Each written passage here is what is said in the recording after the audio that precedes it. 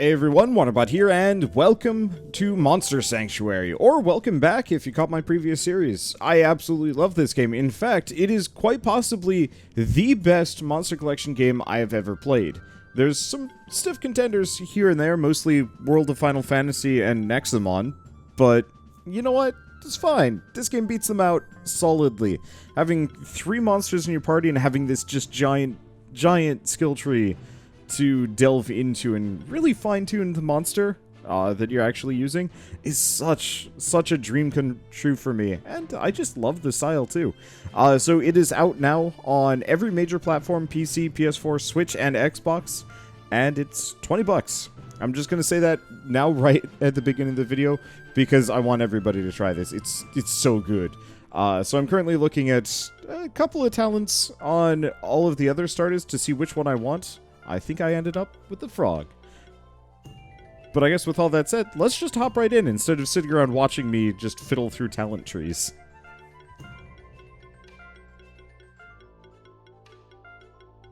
We're gonna be Smush Catsup.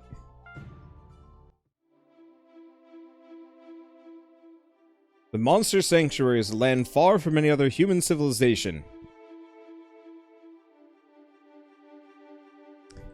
While wild monsters are dangerous to humans, monsters raised by them grow loyal to their owners.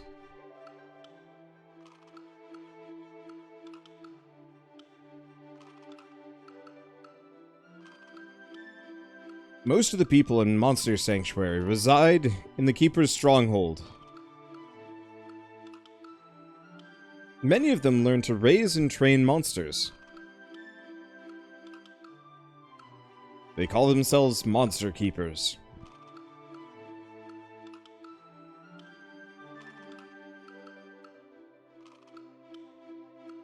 Choose the familiar of your bloodline. Spectral Toad. Among the most prestigious Monster Keepers, there are 4 prominent old bloodlines tied to the Monster Sanctuary's history. Each of these bloodlines is aided by a spectral familiar. Those familiars are ageless protectors of their family, passed on from one keeper to the next. Smush Catsup is just starting out to become a monster keeper like her ancestors before her. As with all starting monster keepers, her journey begins on the Keeper's Trail. Her bloodline's familiar bears the form of a spectral toad. Name your familiar.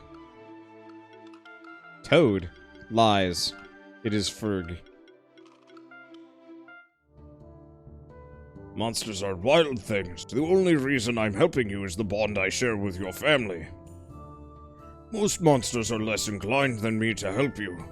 That is why you must always raise your own monsters. They will grow alongside you, just as I will, and they will fight for you. The best way to gain a monster's loyalty is to hatch it from an egg. Of course, you will have to fight to get those monster eggs. Look at the blob over there. Initiate a fight by contact. We'll see if you will live up to your ancestors. Berg.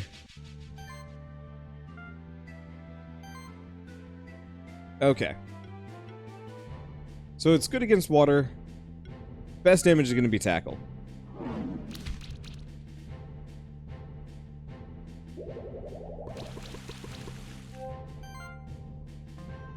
Okay. I've been waiting to get back to this game. Gosh, a little over a year since the last time I played. I love it to death. It got a little grindy towards the end, but I think a lot of that just had to do with... Well, dang. Okay, I'm gonna have to respond to that. I think it was a little grindy if you're trying to go for, like, the really endgame rewards and so on and so forth. But everything else, I don't know. Do we get a blob egg? We do get a blob egg. There you go. You received a blob egg. Now you need to hatch it. Open the inventory menu and try to hatch it. Menu. Inventory blab. Rename blab to blab. Okay, skills on Bleb. Bleb has multi-armor break, which is good. I love how every single monster in this game... every single monster in this game is viable up until, like, the end of the game, which is just insane, and I love it. Okay, so slime infestation. Every slime in your party applies armor break to a random enemy with every action. That's just silly. I don't think I'm gonna do it, but that's just silly, and I love it. What else has he got? Combo Initiator. If this acts the first turn, it deals 25% more damage with its attack. Okay, that's good. Healing actions also remove 4 harmful stacks. Ooh. Good healer. When this monster spends a turn without attacking an enemy, apply a random debuff to a random enemy. That's pretty good. Unique Aura. Armor Break increases the poison, burn, shock, and congeal damage enemies take. Ooh. I don't think I'm going to use him, because I think my Ferg is better. But, like, the slime is shockingly no slouch. Let's see, what's the problem with the endgame that makes not all monsters viable? Sorry, they're all viable in this one, I mean, there are certainly better ones. That, you know, when playing Pokemon, most Pokemon are not actually that... Okay, no. Many Pokemon are decent, but they're very clearly, like, these are the best Pokemon. You know, your starters, your legendaries, the rarer ones. Whereas this one, it's all really just about how you build them, and sometimes if they have a really cool, unique effect. Which, from my perspective, is kind of awesome. And I wish more games had it in this manner. Because I never feel like I'm wasting my time catching them. That's your first monster you hatched by yourself. Right now it's weak, so you'll need to train it. There's much more for you to learn, too. You and that blob are quite alike. Let's continue on the Keeper's Trail. It'll lead us to old Buron, an old friend of mine. He's a patient teacher to all young keepers who seek guidance. I advise you to listen to him very carefully. So, is this like Pokemon Series Mark II? Kind of. There are definitely reasons why I think people would prefer the Pokemon games. Gosh darn it. I'm not actually clicked onto the game. That said... let's see. Over here. There we go. That's it from like a purely mechanical monster collection and like almost competitive scene. Let's see. So we got Arcane Bolt, yeah. From like a competitive scene and like a mechanical fighting perspective, this just feels better. Oh, that ignores its defense. That's why Tackle is better. I don't remember that. Alright, anyway. Normally when I play Pokemon, I want the battles to be over as fast as possible. True, I technically want the same exact thing in this game, where I want the battles to be over quickly because I want to just, you know, get the best rewards, because it's usually based on how fast you've fought. There's some other ones too. But speed is usually the determining factor in whether or not you get the good rewards. Unless they've changed the mechanics and how they function, but I doubt it. Oops, why did I do Mud Cannon? I don't know. I think we beat it anyway. Yeah, I think we're good. What am I gonna say? Right.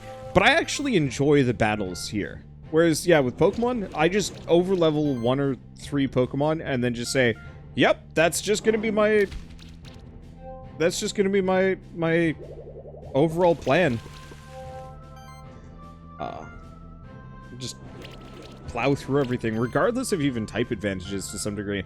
I played Sun and Moon for a couple hours and never finished that game, but I remember very specifically in that one saying, like, you know what, I'm just only going to level my starter and see how far I can get. And the answer was, I beat almost, well, not almost the whole game, just half the game with my starter and no one else. It didn't matter. It's like, oh, hey, here's a fire trainer. Just kick the snap out of him, and that was it. Okay. Based on the effectiveness of your combat strategy, you get a rating of 1 to 5 stars. Earning a higher rating increases your chances of getting better drops like rare monster eggs. The other thing is, I really love the fine-tuned skill trees. That, you know, with Pokemon, they level up, okay, they get a new move. and some stats. But that's it. There's not really a whole lot of, like, fine-tuning on what you can do with your Pokemon unless you get really into EVs and IVs. Young Keeper. 'Tis the Keeper's trail's beginning. For all of man, beast, and sanctuary has a beginning. Let's see. But I would absolutely adore it if I had more, like, fine-tuned mechanical control over how my Pokemon grew and developed. Because I think that would be really cool. It's always seemed a little weird that they made the starting Pokemon better than most wild Pokemon. I guess. The reason why you liked the older generations, they actually required some effort. Yup. At least they felt like it. I'd love to go back and play, you know, OG... probably Gold and Silver first, just to see if it was actually as hard as I remember. Because I remember actually almost losing gym fights.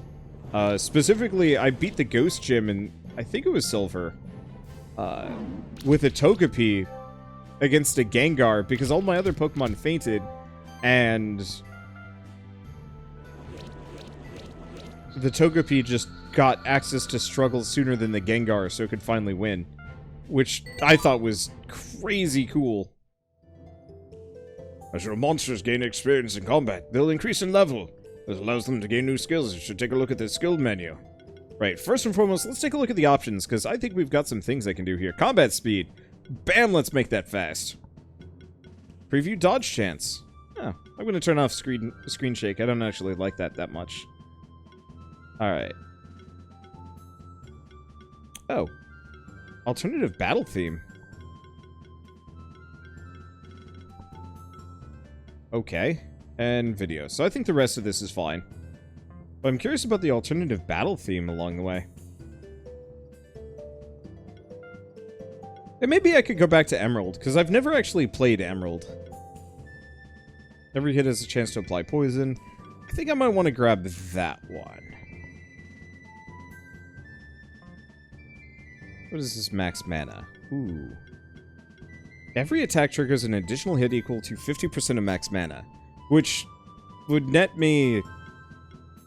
That might actually be better. Let's go for the... Well... Which tree do I want to go down with this guy?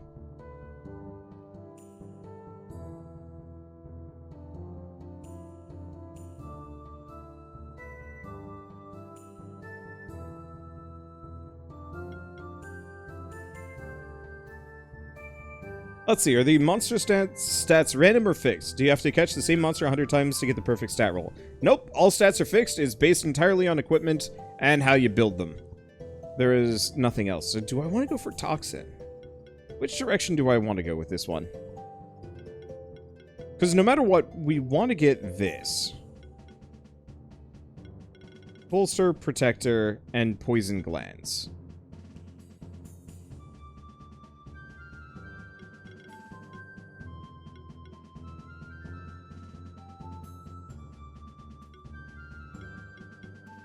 I think, no matter what, I'm going to grab Mana Proc, just for the bonus damage early on. So that'll be good. But no, there's none of the BS, EV, IV stuff with this game.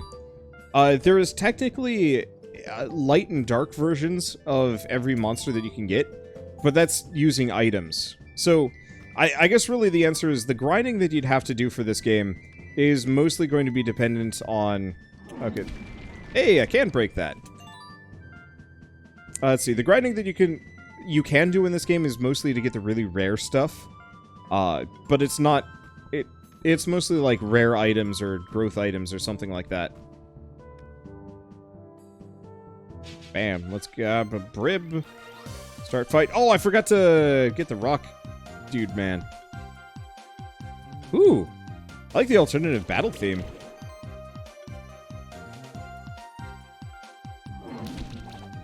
Yeah, that extra 50 damage from the mana hit should be really solid. Light and Dark are caught, and you can use items on them. Additionally, when you evolve or shifted, they stay shifted. Okay. I only remember I just unlocked it the last time I had played, months ago. Well, months ago, a year ago. So it's been a little time since I last played, and I don't really remember how light and dark work. I know there was an item that gave it to you. Like let you change a monster, and so I might honestly do that again instead of trying to grind for the critters. Honestly, I think I'm just gonna get Magic Brock again. Okay, item. We should start hatching some eggs. I think that's a brib egg.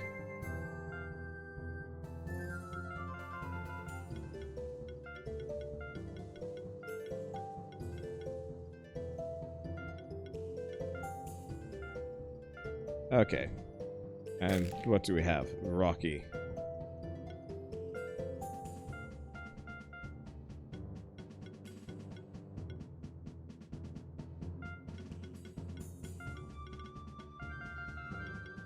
Snad. Okay, so let's take a look at these guys. So the brib's pretty good at multi-hits. Let's see, every monster in the party does extra damage for every buff on it. Which is actually really good with the frog.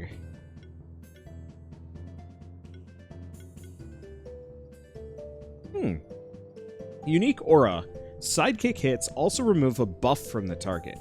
That's actually really good. When applying a buff, chance to apply 2 charge stacks equal to the monster's crit stacks, or crit chance. Aerial monsters in the party have an additional 8% chance to dodge enemy hits. When it applies a buff, it gets a charge stack. Yeah, this one's good for sidekick.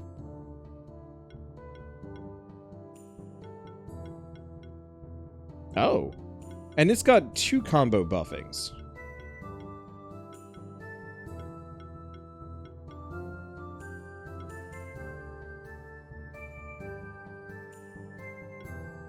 Let's see, and Featherstorm is really good for getting a combo multiplier. Increases the party's crit chance. Crit chance also increases chance to dodge hits.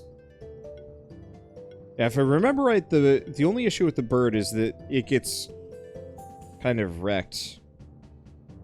Because its maximum HP is pretty bad.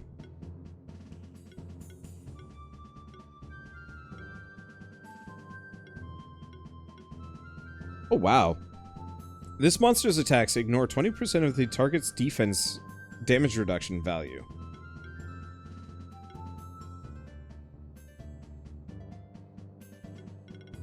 Okay.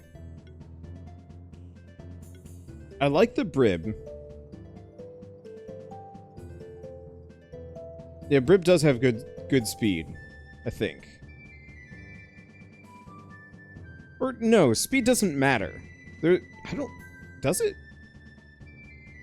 I don't think there's speed in this game.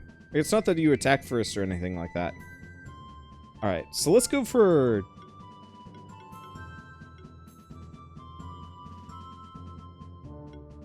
Sidekick combo buffing. Let's start with combo buffing. Okay, so what's Snad got? It's mostly the lower tier stuff that I haven't seen before. So, damage dealt... Okay, so he's another age stacker. At the start of turn, heals for 3% of the monster's max HP for every age stack. Damn, this guy's an endurance fighter. Every nature and spirit monster in your party applies a weakness on a random enemy every action. That's good.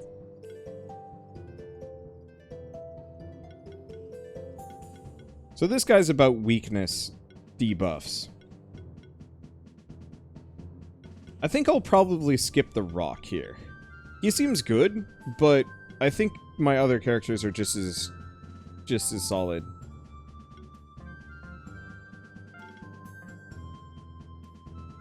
Okay. So wonder, where would Snom rank for Pokemon? I mean, I think Snom's adorable, but it's absolutely garbage in fights. Man prospered through generations, founded cities and nations, connected by dirt and wheel, and later by steam and steel. I think I missed a lore stone.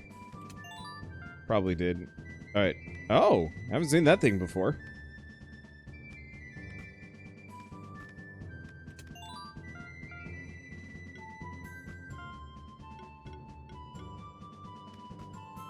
There we go.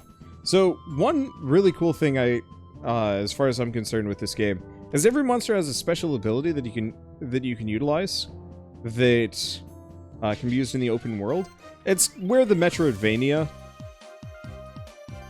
I guess, qualifier comes from for this game. Okay, beating. Let's do might. And just tackle that one. Yep, might was the right choice. Let's see. So for the most part, you'll get all the creatures you need just by kind of existing. Let's see. Beating. Start beating the other one. So I think Berg should be enough to just wallop these to death. Yep, there we go. Man, I've been playing too much Yakuza. Every time an enemy hits me, I, like, reflexively reach for B. As a, like, oh, you know, block the hit, Super Mario RPG / like Paper Mario style. But that's not how this works. Man knew of those who wait in the woods and caverns beyond, yet for the treasures within he longed, for the greed of kings was great. Hell yeah, we get a diadem. I don't remember which of these are actually helpful. So Gauntlet is extra defense crit chance, defense and mana regen, defense and just flat mana. So we actually want to buff his mana as much as possible because it gives him a solid damage bonus. I'll just give him that for the time being. Brib's the only one that really matters because we got to get Brib the crit chance and the defense so Brib doesn't just get wrecked.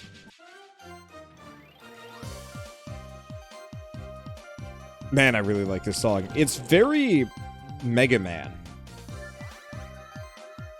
Let's see. Did I get any weapons? I guess I'll double check. Berg seems OP. I will say the starters generally seem kind of unequivocally better.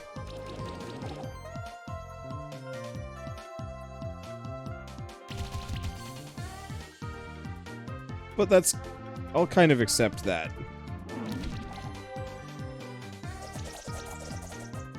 They are your starters after all. Owie.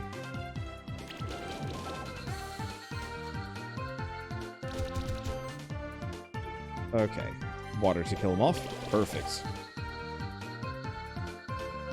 That's some very Mega Man music. Hey, and we get a Magma Pillar. Who I think is one of my other favorite guys.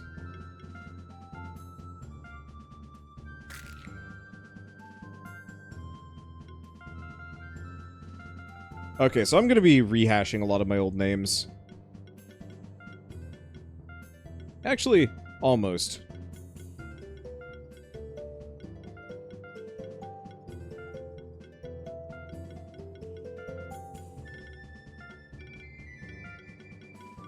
I think I usually called it Inch Noodle, but I'm going to call it Danganoodle.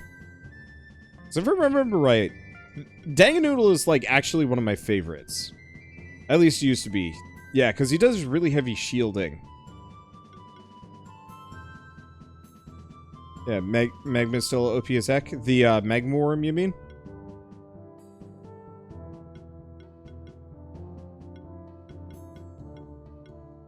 Let's see. Apply shield to the party when an enemy receives a burn damage equal to the monster's max health. Yeah. Whenever an enemy takes poison or burn damage, chance to inflict a wound stack on them. That's kind of nuts. Apply burn to a random enemy in combat. Burn debuff damage dealt to enemies is increased by 50%. Do monsters evolve? Some do.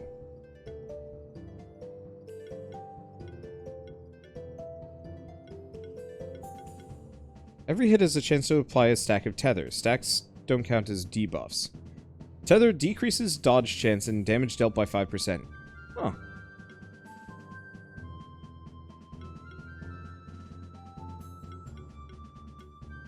And yeah, solid buffer. Every shield that comes from this monster has a 4% chance to apply the barrier buff.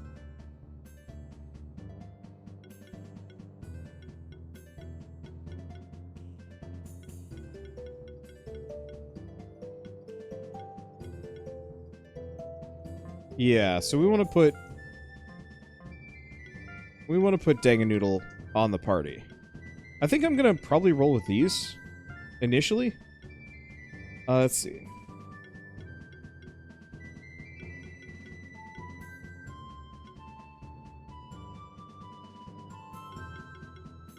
So, I think I want to grab Burning Desire.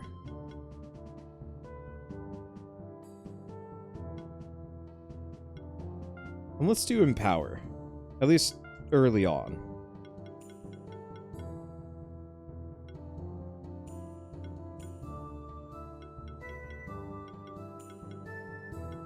So once again, early on, let's just go for the tackle.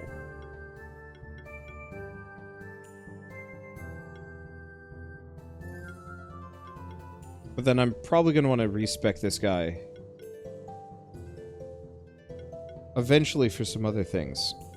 Interestingly enough, he doesn't actually cause poison that much. Yeah, actually, that's an interesting point. It's really just Toxin that does the, that stacks the poison initially. Oh, that's okay. I'm sure we'll get to the point where that's actually worthwhile. Okay, I get some things. I get some equipment. Okay, defense, mana regen, or defense. Gosh, I want to say stacking defense on this guy was the way to go.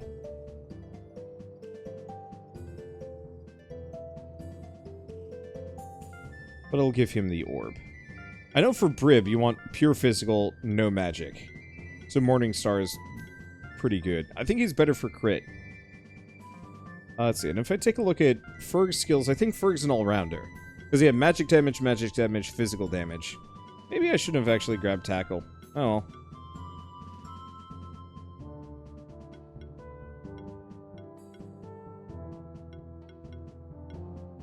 well. Let's see.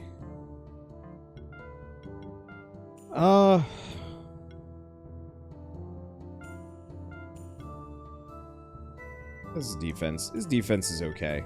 This way we can just keep hitting with big tackle. Now, the main reason why I'm going for tackle right now is it ignores defense, which is just super good.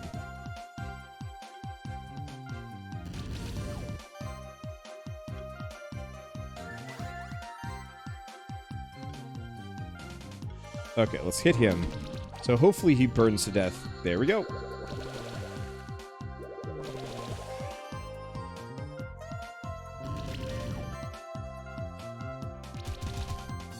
Okay.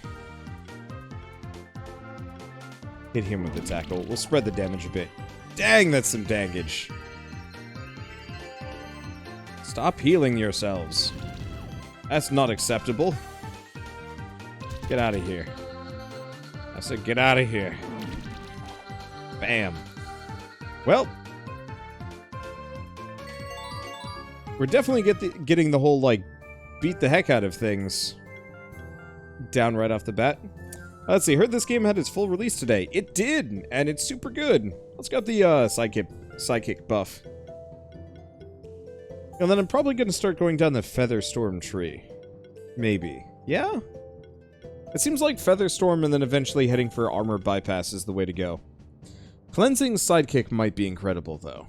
Same thing with Heroic Party. I don't know, you can respec often enough. Though I don't remember how or why. Man plunged into deepest abyss, forged, attacked, and slew.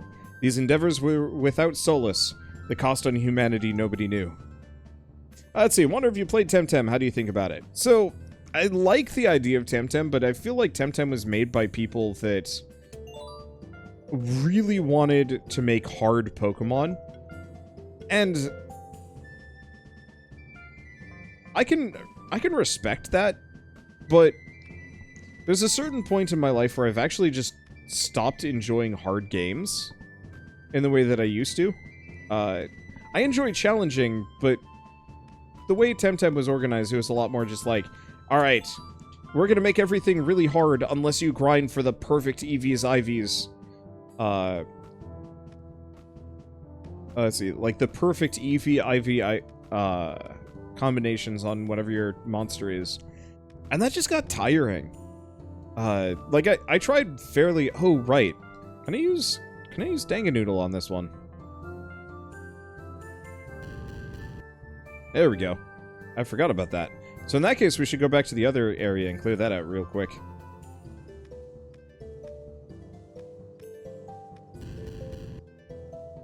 There we go.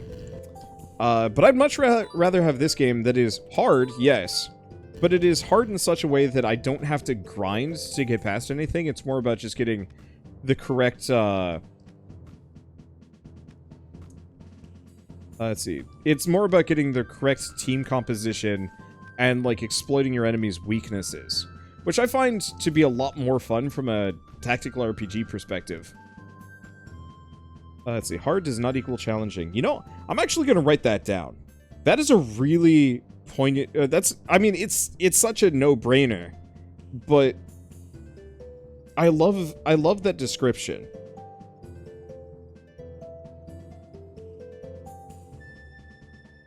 Okay. There we go. Because, yeah, I want to feel challenged when I play games, but I don't want to feel like I'm just beating my head against a wall just for some reason or not.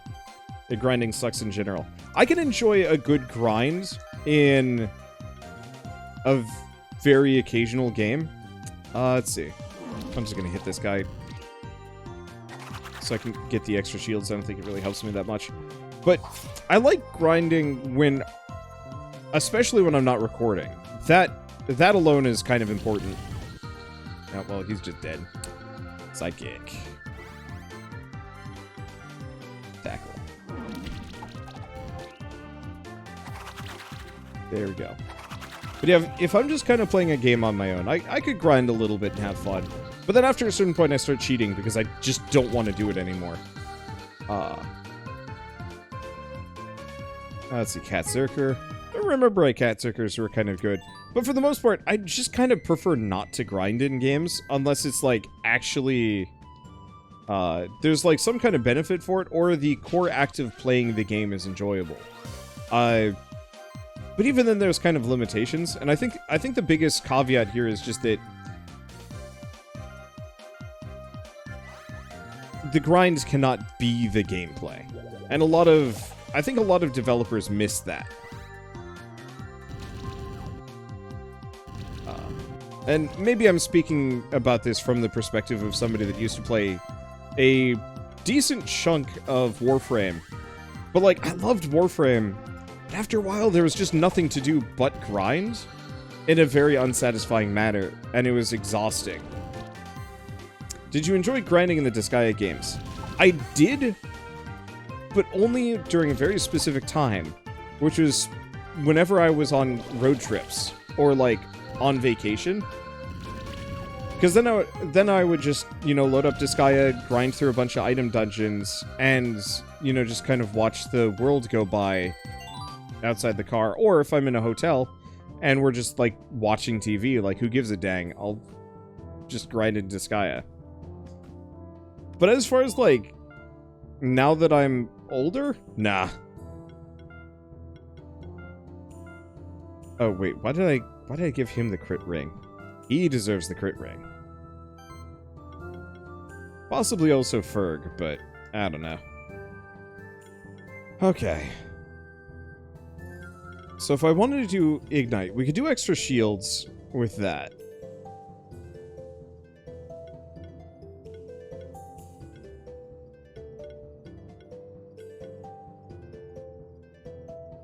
I don't think I'm going to go down this line with him.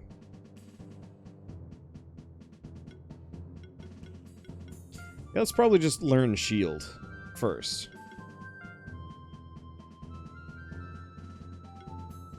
I like having grinding as an option, but not a mandatory effort. I can beat an enemy boss using a different tactic. That's great, but if you just go and grind for a bit, you should be able to win as well. Yeah, I feel like grinding should be a difficulty balancing thing. That, you know, maybe you make the game challenging to begin with, but if you grind, it gets harder. But yeah, JRPGs are pretty fundamentally reliant on level systems and number go big, which is why the vast majority fall into a grinding loop for success. Yeah. Which, like, I understand why that's so easy to fall into, but I feel like that is one of the biggest mistakes a developer can make when it comes to, like, making a game. Okay, do you want to go barrier? Nah, let's just set them on fire. Might buff is good, but right now these guys are chumsly enough that I can just blow through them. MMOs are honestly non-games in a lot of senses. They're meant to just sink your time in and keep you sunk cost fallacy invested to keep buying a subscription. This is very true. I want to like MMOs. And I think back in the day, even though, like, the grind was, like, 1,000 times worse, back in the day in World of Warcraft, it felt like it was more of kind of a community thing, and it was easy to just kind of kick back and enjoy. Nowadays, I enjoy it more for, like, a tourism simulator than actually, like, wanting to get terribly invested. But there's definitely that feeling of, like, this really was designed almost perfectly so that I spend the most amount of time doing the same action or these same things somewhat endlessly. Any game with a daily quest system should be renamed Daily Chores, because that's what they are. You know what's even worse than daily quests? I absolutely despise login rewards. Originally, I thought they were kind of cute, but, like, I can't be asked to log in every single day. Unless it's a game that I absolutely play every single day, but even then, ugh. You miss a day and suddenly you're behind. But then came the four, free from greed or any sin, who listened to the voice within, struck a wound to the realm's core.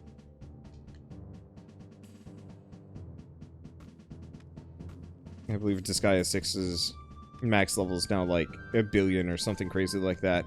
Yeah, I will play Disgaea, like the new Disgaea game when it comes out, but I'm never gonna defeat Ball or Bale or whatever the end boss they choose is. It's usually Bale. Oh, I didn't know they had Yowies right off the bat, but hell yeah. These guys get kind of nuts. I remember. Ultimately, I feel like a game that presents you an avenue you're supposed to pursue should make that immediately available with whatever tools at your disposal. Yeah. Oh. Let's tackle that guy so the burn hurts him. Yeah, I don't know. I would love to see more MMOs along the way that are more just multiplayer games that you can just... You play with friends... and it's meant to be replayed over and over again. I guess the easiest example I can think of within this realm of a description is I really liked the roguelike mode in... I really liked the roguelike mode in Remnant from the Ashes. And I could see a really solid MMO involving... You know, effectively just... Oh, hey, we get a Yaoyang. That was a 5-star. It's effectively just this long dungeon crawler. Oh, right, we also get the Cat Zerker. We get a Yowie. His name is Owie.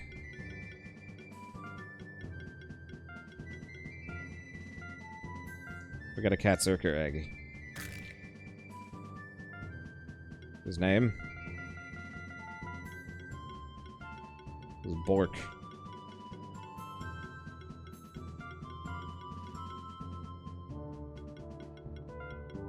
I can't spell Bjork.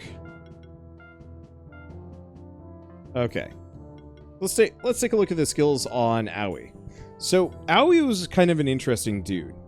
Every attack triggers an additional hit equal to their health. If I remember it, you can build this guy potentially for just, like, one super large hit, or maybe that was a different character. Maybe that was the other one. Absolutely hate daily login rewards that reset your login attendance to day 1 the moment you don't check in for the day. Oh, that's rough. Heals for the 10% of the monster's max HP every turn. That's a good one. I still don't think I'm going to use this guy, but he is an incredibly good tank.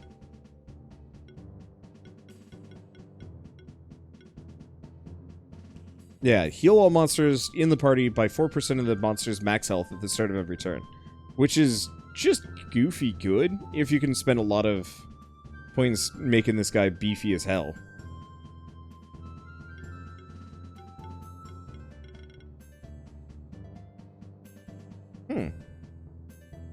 Fatal Upkeep. Poison, burn, and congeal damage dealt to enemies is increased by 20%.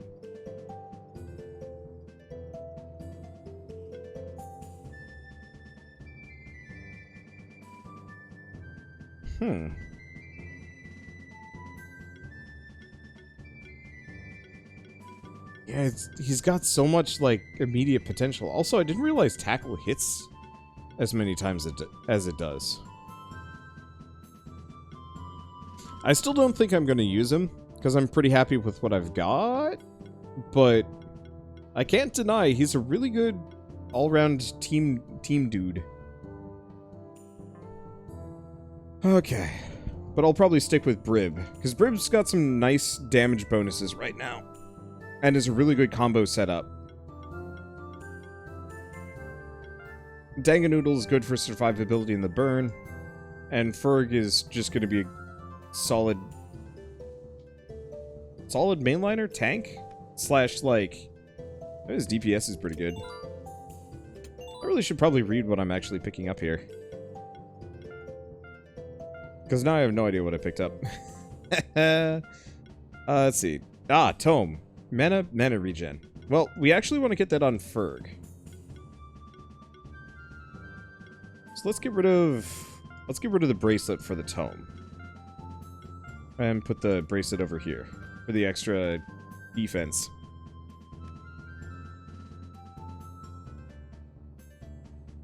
The cats are really good DPS. I mean, that's definitely true, but I've found better. Oh, right, I should probably check the other one. Something that would be more compelling would be a login reward calendar. Oh, like if you log on certain days, you get items? Maybe, but even then, that's kind of punishing for people that don't make it. Right, the cat Zerker is a bit of a vampire. And I think it just hits hard. And goes really hard on crits. Severe hit. If single hit does... Okay, we've already seen that one. Crit supply bleed equal to the damage dealt.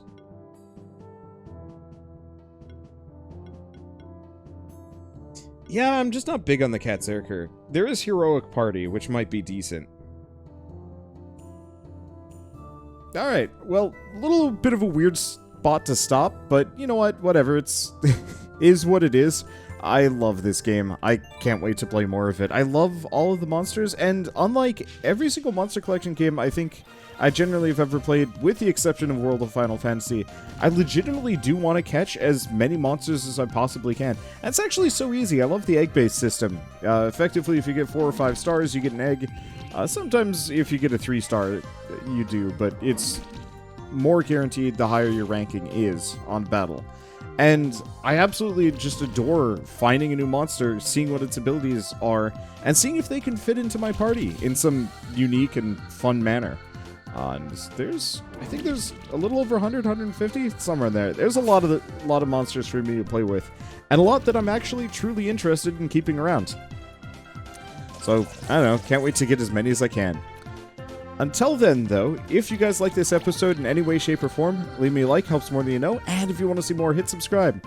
And go check out all of my old footage on this game so you can see how this game came along, and honestly, so you can get kind of my more pure, unadulterated first impression of this game, as opposed to the well-established, storied, I'm gonna rant about how MMOs are bad for like half an hour perspective, because, I don't know. The more I know a game, the more off topic I get. So, with all that said, thanks for watching. I'll see you next time.